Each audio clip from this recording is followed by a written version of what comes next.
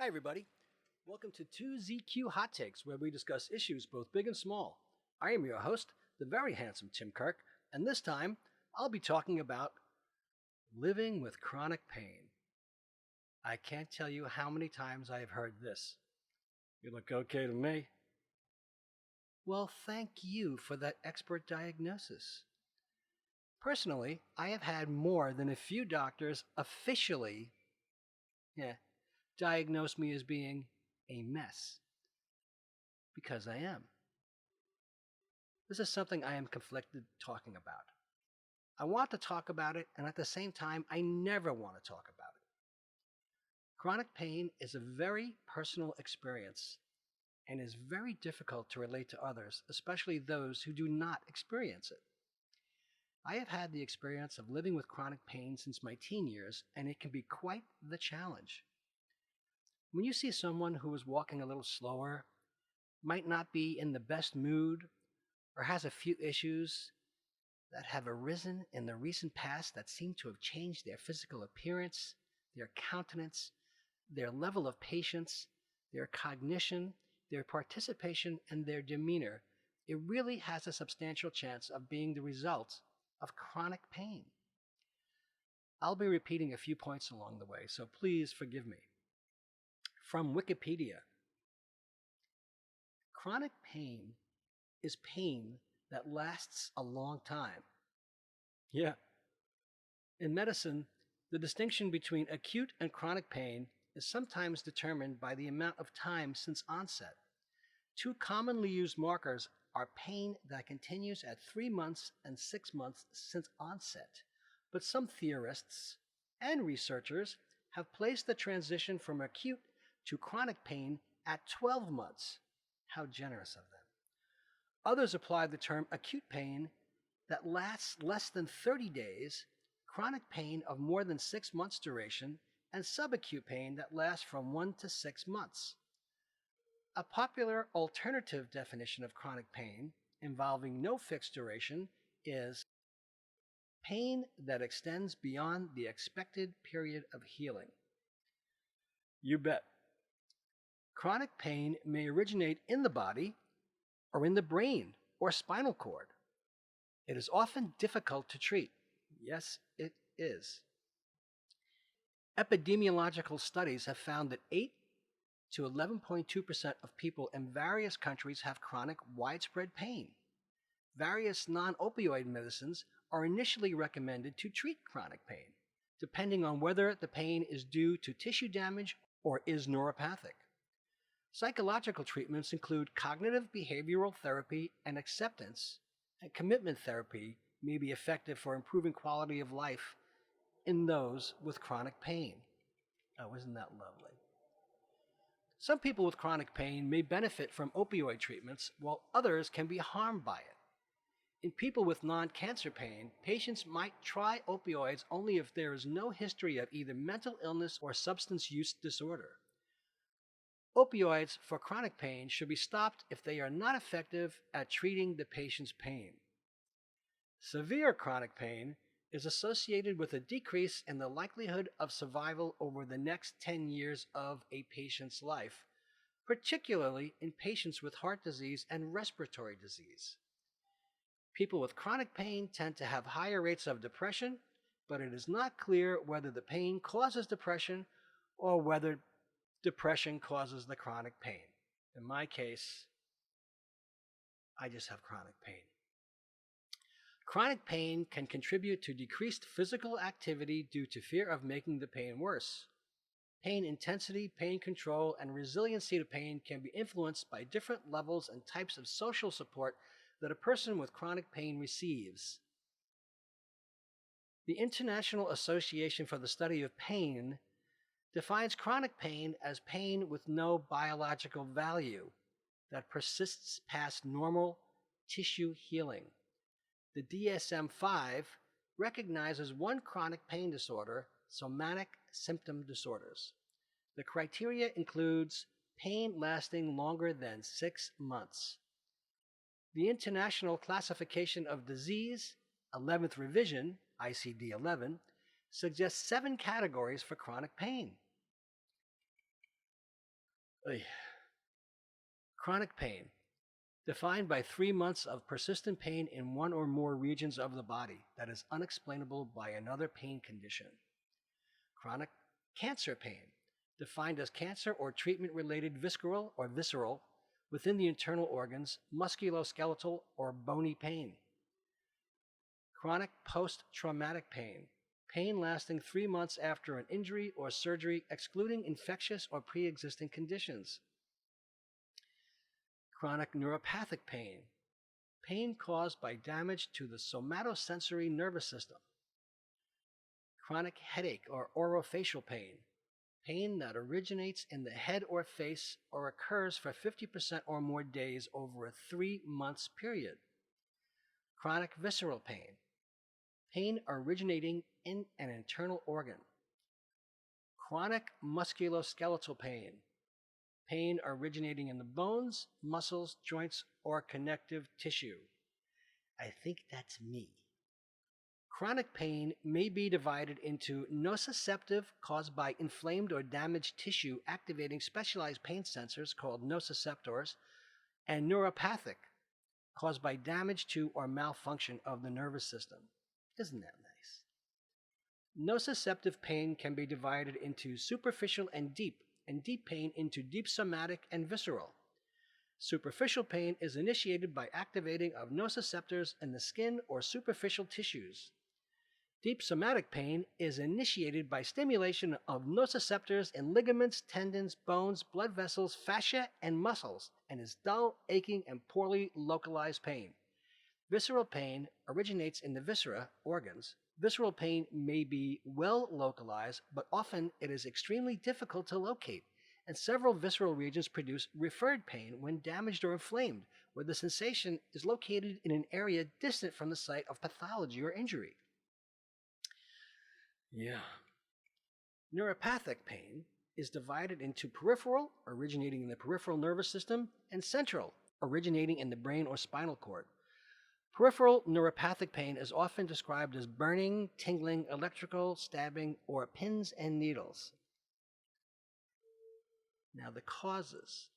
Pathophysiology.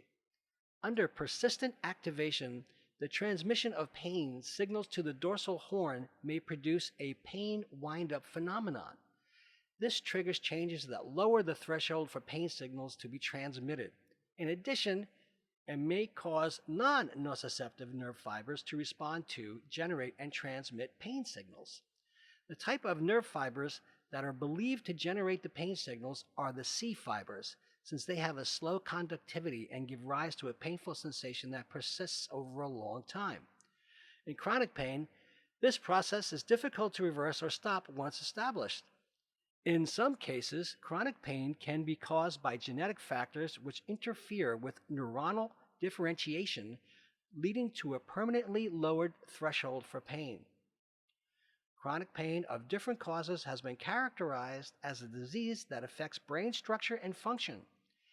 MRI studies have shown abnormal anatomical and functional connectivity even during rest, involving areas related to the processing of pain. Also, persistent pain has been shown to cause gray matter loss, which is reversible once the pain has resolved.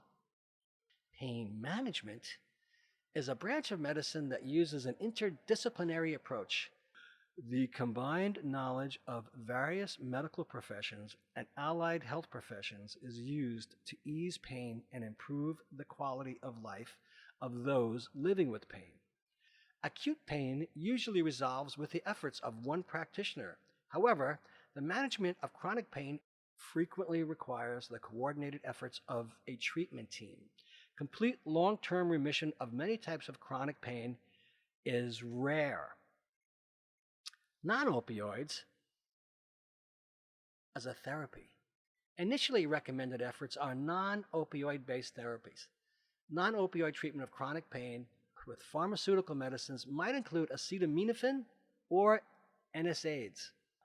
Various other non-opioid medicines can be used depending on whether the pain is a result of tissue damage or is neuropathic, pain caused by a damaged or dysfunctional nervous system. In women with chronic pain, hormonal medications such as oral contraceptive pills, the pill, might be helpful. Because of weak evidence to support a single best fit, doctors must rely on their own clinical experience when treating chronic pain. It is difficult for doctors to predict who will use opioids just for pain management and who will go on to develop an addiction. It is also challenging for doctors to know which patients ask for opioids because they are living with an opioid addiction or pain. Withholding, interrupting, or withdrawing opioid treatment in people who benefit from it can cause harm. Interventional pain management may be appropriate, including techniques such as trigger point injections, neurolytic blocks, and radiotherapy. While there is no high-quality evidence to support ultrasound, it has been found to have a small effect on improving function in nonspecific chronic low back pain. Psychological treatments, including cognitive behavioral therapy and acceptance and commitment therapy, can be helpful for improving quality of life and reducing pain interference. Brief mindfulness-based treatment approaches have been used, but they are not yet recommended as a first-line treatment. The effectiveness of mindfulness-based pain management has been supported by a range of studies. Among older adults, psychological interventions can help reduce pain and improve self-efficacy for pain management. Psychological treatments have been shown to be effective in children and teens with chronic headache or mixed chronic pain conditions. While exercise has been offered as a method to lessen chronic pain, and there is some evidence of benefit, the evidence is tentative. For people living with chronic pain, exercise results in few side effects. As far as opioids are concerned, in those who have not benefited from other measures and have no history of either mental illness or substance use disorder, treatment with opioids may be tried. If significant benefit does not occur, it is recommended that they be stopped. In those on opioids, stopping or decreasing their use may improve outcomes, including pain. Some people with chronic pain benefit from opioid treatment and others do not. Some are harmed by the treatment. Possible harms include reduced sex hormone production, hypogonadism, infertility, impaired immune system, falls and fractures in older adults, neonatal abstinence syndrome, heart problems, sleep-disordered breathing, opioid-induced hyperalgesia, physical dependence, addiction, abuse, and overdose. Alternative medicines. Hypnosis, including self-hypnosis, has tentative evidence. Hypnosis specifically can offer pain relief for most people and may be a safe alternative to pharmaceutical medication. Evidence does not support hypnosis for chronic pain due to a spinal cord injury. Preliminary studies have found medical marijuana to be beneficial in treating neuropathic pain, but not other kinds of long-term pain. As of 2018, the evidence for its efficacy in treating neuropathic pain or pain associated with rheumatic diseases is not strong for any benefit, and further research is needed. For chronic non-cancer pain, a recent study concluded that it is unlikely that cannabinoids are highly effective. However, more rigorous research into cannabis and cannabis-based medicines is needed, and I think there are a lot of volunteers willing to try. Tai Chi has been shown to improve pain, stiffness, and quality of life in chronic conditions such as osteoarthritis, low back pain, and osteoporosis. Acupuncture has also been found to be an effective and safe treatment in reducing pain and improving quality of life in chronic pain, including chronic pelvic pain syndrome. Transcranial magnetic stimulation for reduction of chronic pain is not supported for high-quality evidence, and the demonstrated effects are small and short-term. Spa therapy could potentially improve pain in patients with chronic lower back pain, but more studies are needed to improve stronger evidence of this. While some studies have investigated the efficacy of St. John's wort or nutmeg for treating neuropathic nerve pain, their findings have raised serious concerns about the accuracy of their results. Kinesiotape has not been shown to be effective in managing chronic nonspecific low back pain. Myofascial release has been used in some cases of fibromyalgia, chronic low back pain, and tennis elbow, but there is not enough evidence to support this as a method of treatment. The treatment I have experienced has been called rolfing, and in the hour that I have experienced it, It is 45 seconds of massage and 59 minutes and 15 seconds of Nazi torture. Epidemiology. Chronic pain varies in different countries, affecting anywhere from 8 to 55.2% of the population. It affects women at a higher rate than men, and chronic pain uses a large amount of healthcare resources around the globe. A large-scale telephone survey of 15 European countries and Israel found that 19% of respondents over 18 years of age had suffered pain for more than 6 months, including the last month, and more than twice in the last week, with pain intensity of 5 or more for the last episode, on a scale of 1, no pain, to 10, worst imaginable. 4,839 of these respondents with chronic pain were interviewed in depth. 66% scored their pain intensity at moderate, 5 to 7, and 34% at severe, 8 to 10. 46% had constant pain, 56% intermittent, 49% had suffered pain for 2 to 15 years, and 21% had been diagnosed with depression due to the pain. 61% were unable or less able to work outside the home, 19% had lost a job, and 13% had changed jobs due to their pain. 40% had inadequate pain management, and less than 2% were seeing a pain management specialist. In the United States, chronic pain has been estimated to occur in approximately 35% of the population, with approximately 50 million Americans experiencing partial or total disability as a consequence. According to the Institute of Medicine, there are about 116 million Americans living with chronic pain, which suggests that approximately half of American adults have some chronic pain condition. Half. The Mayday Fund estimate of 70 million Americans with chronic pain is slightly more conservative. In an internet study, the prevalence of chronic pain in the United States was calculated to be 30.7% of the population, 34.3% for women, and 26.7% for men. In Canada, it is estimated that approximately 1 in 5 Canadians live with chronic pain, and half of those people have lived with chronic pain for 10 years or longer. Chronic pain in Canada also occurs more and is more severe in women and Canada's Indigenous communities. Outcomes. Sleep disturbance and insomnia due to medication and illness symptoms are often experienced by those with chronic pain. No kidding. These conditions can be difficult to treat due to high potential of medication interactions, especially when the conditions are treated by different doctors. Severe chronic pain is associated with increased risk of death over a 10-year period, oh joy, particularly from heart disease and respiratory disease. Several mechanisms have been proposed for this increase, such as an abnormal stress response in the body's endocrine system. Additionally, chronic stress seems to affect risks to heart and lung health by increasing how quickly plaque can build up on artery walls, arteriosclerosis. However, further research is needed to clarify the relationship between severe chronic pain, stress, and cardiovascular health. 2 of the most frequent personality profiles found in people with chronic pain by the Minnesota Multiphasic Personality Inventory are the conversion V or the conversion 5 and the neurotic triad. The conversion V personality expresses exaggerated concern over body feelings, develops bodily symptoms in response to stress, and often fails to recognize their own emotional state, including depression.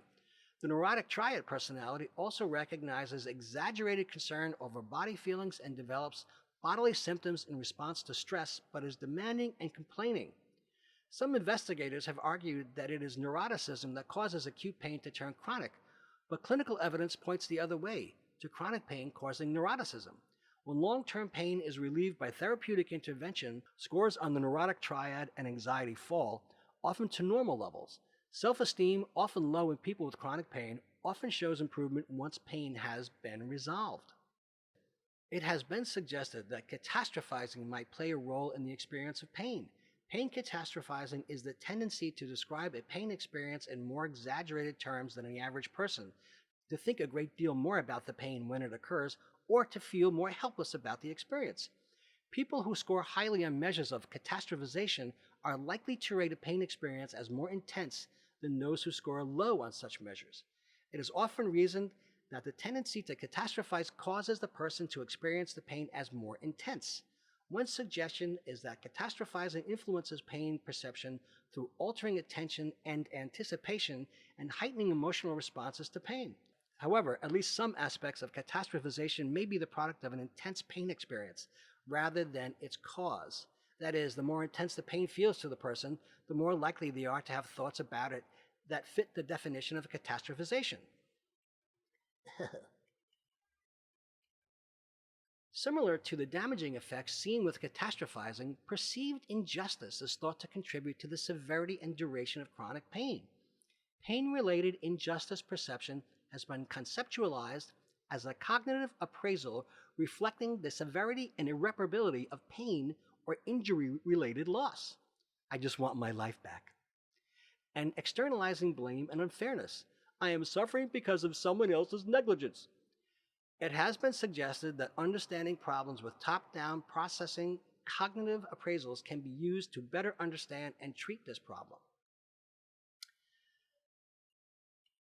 Social support has important consequences for individuals with chronic pain. In particular, pain intensity, pain control, and resiliency to pain have been implicated as outcomes influenced by different levels and types of social support. Much of this research has focused on emotional, instrumental, tangible, and informational social support. People with persistent pain conditions tend to rely on their social support as a coping mechanism and therefore have better outcomes when they are part of a larger, more supportive social network. Across the majority of studies investigated, there was a direct, significant association between social activities and social support and pain. How about that? Higher levels of pain were associated with a decrease in social activities, lower levels of social support, and reduced social functioning. I think people feel isolated.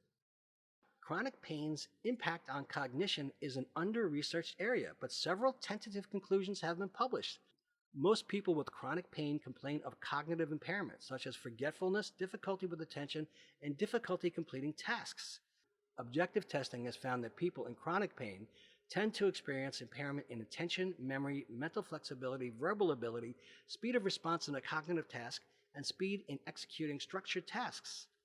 A review of studies in 2018 reports a relationship between people in chronic pain and abnormal results in tests of memory, attention, and processing speed. Oh, yeah? To sum up a few points. This is one of the most dreaded subjects ever to bring up in conversation. It is something everybody wants someone else to change the subject away from, steer away from discussing any personal pain issues. Empathy is a strange thing, especially when it comes to pain and pain management. There is a documentary called The OxyContin Express, and it originally appeared on the Current network, which is no longer in business. And it gave an idea as to what the reality has been around pain and opioid addiction. How opioids became perverted perversions of pain relievers is addressed in this documentary. It is kind of frightening. People who don't experience pain or chronic pain seem to think, I'll just reply by spouting something off the top of my head and that will take care of it. Or that's what it seems like to people who experience chronic pain, which is insulting to anyone experiencing chronic pain. Or if you could see a broken bone in others, you might understand, but since you can't see chronic pain, it isn't something that others lend sympathy to readily. And I think I am like a lot of people who don't want sympathy, just a little more leeway. You still gotta live your life. Nobody likes a crybaby. And people just don't know. It does make you a little less receptive to other people's minor complaints that seem to be blown out of proportion. Sort of like someone crying over a paper cut while you are dealing with a gunshot wound. It can go several ways, usually with the other parties either changing the subject or making excuses and quickly leaving. Nobody ever really wants to know how you are when they ask you. Also, it can be comparing symptoms and swapping doctor information. Also, discussing drugs. Opioids are there for a reason. They get abused for other reasons, a lot of which are closely connected to pain management. It does change your personality. You want things to be over with as soon as possible, and you want people to get out of the way. You have little patience for dawdling. You just want to get back to where you were and sit down. When people keep going on and show indifference to your pain, you just want them to shut up and go. It fogs your brain and your comprehension and your skills and your aptitude. Like me, you can experience chronic pain as a result of injury. I'm a victim of violence. 11 muggings, 2 gay bashings. I've been a passenger in 7 car accidents. I have carpal tunnel, tendonitis, arthritis, 3 bulging, herniated, desiccated discs, sacrum, pelvis, and hips out of alignment, left thoracic scoliosis. Now, thoracic scoliosis is generally congenital. 98 to 98.5% of people with thoracic scoliosis is on the right side. 1 to 2% of people with thoracic scoliosis have it on the left side. That is a result of either a tumor, in which case you would have your eyes rolling in the back of your head and you wouldn't be able to sit up, or an injury. Now, one other thing about chronic pain is that it was quite often the result of repetitive stress. A work friend who did not think anyone understood what he was going through, and when I helped him, he could hardly believe it. He was a young man with a tremendous amount of hand pain, and he was a software engineer.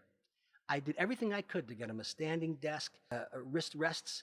I told him all about the wrist supports that you need to use to go to sleep in. And, you know, he was actually kind of stunned that I understood. Older people suffer so much constant pain. I knew from my parents, almost everybody who was 72 or older went to the doctors 3 days a week. And nobody wants to know. I've been seeing Turner Classic Movies, and the programming theme has been about people with disabilities. A guest mentioned that 80% of seniors live with a disability. They just can't be pain-free. So to sum it up, on top of everything else, there is so much disinformation and snake oil being sold on the internet. I have seen advertisements for low-cost prescription medication, fortune telling to help you cure your pain, metabolism snake oil, herbs that kill toenail fungus, blood pressure lowering tea, knees hurt, do this once daily, how to reverse brain shrinkage over 40. Men, you don't need Viagra if you do this once a day. Trending now, Dr. Oz reveals shocking weight loss secret. Breaking news, better than Adderall pill is taking the country by storm. Hims treatment for ED. Trending news, take this before bed to melt your belly fat like crazy. The amazing new weight loss product that burns fat while you sleep. So, to sum it up, pain sucks. I hope you don't have to suffer this. Thanks for listening. See you next time. And as the kiddies say, peace out.